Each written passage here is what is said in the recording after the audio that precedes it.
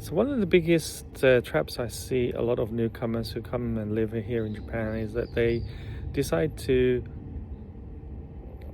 stick with like the expat community, which is getting smaller, or they hang around with a lot of foreigners in sort of like Shinjuku, Ebis, and maybe Roppongi.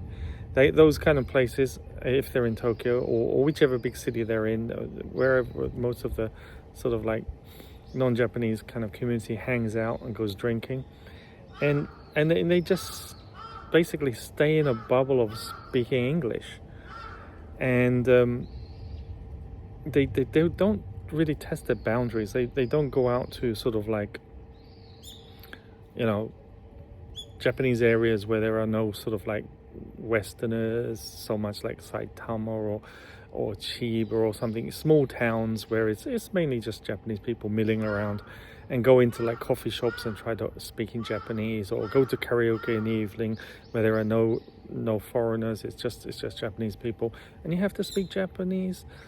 I mean, you can sing the songs in English, right? But you know, the person next to you is going to start talking to you, and then you're going to have to start learning some Japanese, or at least try to communicate in Japanese, and basically, you know, go a little bit deeper in trying to communicate with people. But I see people who've wasted sort of like years and years and years and years, and then they can't speak Japanese at all.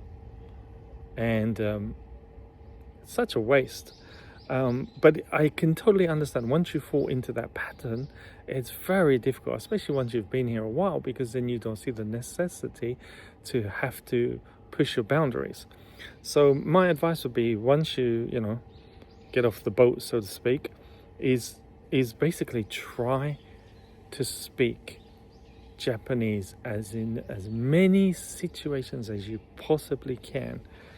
Reading and writing is a different matter, but try to speak in every single situation you can. Try to push your boundaries and go different places, and don't just go to the tourist areas where you're gonna sit down and like every fourth person you talk to is gonna be speaking in English. It's kind of pointless. So my advice would be, go deep, try to learn language, speak to as many Japanese people as you possibly can, about as many different subjects, many different situations as you possibly can, and it will put you in good stead for the future. So, just my word of advice from the park today, and bye from Tokyo.